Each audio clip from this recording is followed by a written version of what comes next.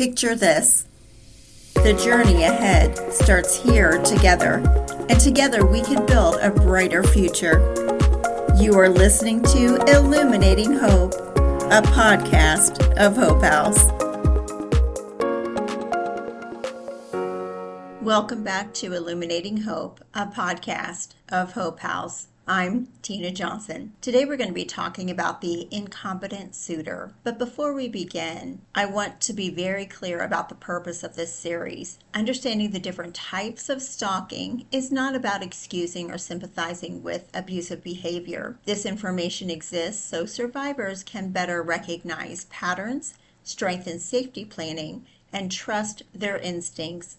There's never an excuse for stalking. Responsibility always lies with the person choosing the behavior and never the survivor. I am going to present a challenge of common excuses, or maybe name what gets minimized. There's a type of stalking that often gets brushed off as awkwardness, persistence, or not knowing better. Today, we're talking about the incompetent suitor and why harm doesn't disappear just because intent is minimized. So what is an incompetent suitor? The incompetent suitor stalks in the context of loneliness and could be sexual desire. Their targets are usually strangers or acquaintances. Unlike the intimacy-seeking stalker, the goal here is not a loving relationship, but a date or a short-term sexual encounter. This behavior is about access, not connection. In many cases,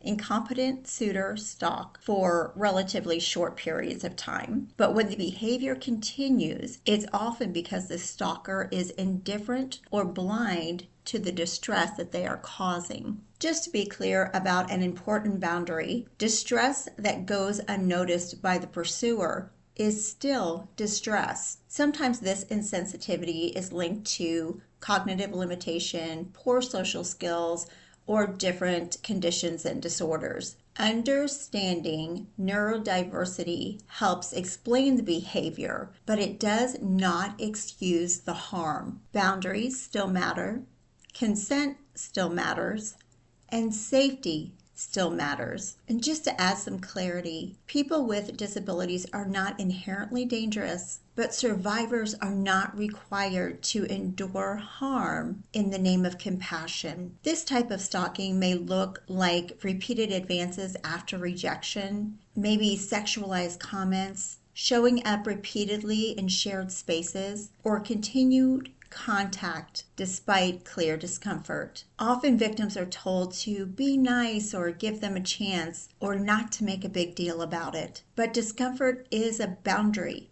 and boundaries don't require justification. So let's pause to reframe and remove guilt or social pressures. You are not responsible for teaching someone how to respect your boundaries, and you're not obligated to sacrifice your safety to spare someone else's feelings. No explanation is required for a no. Your no can be a complete sentence on its own. In closing, naming the incompetent suitor helps us to stop minimizing harm and start prioritizing safety. In our final episode, we'll talk about the predatory stalker. The predatory stalker is the most dangerous and deliberate form of stalking. If you or someone you know is experiencing stalking, support is available through your local police department, domestic violence organizations like Hope House, or the National Domestic Violence Hotline at 1-800-799-SAFE. Thank you for listening to Illuminating Hope, a podcast of Hope House.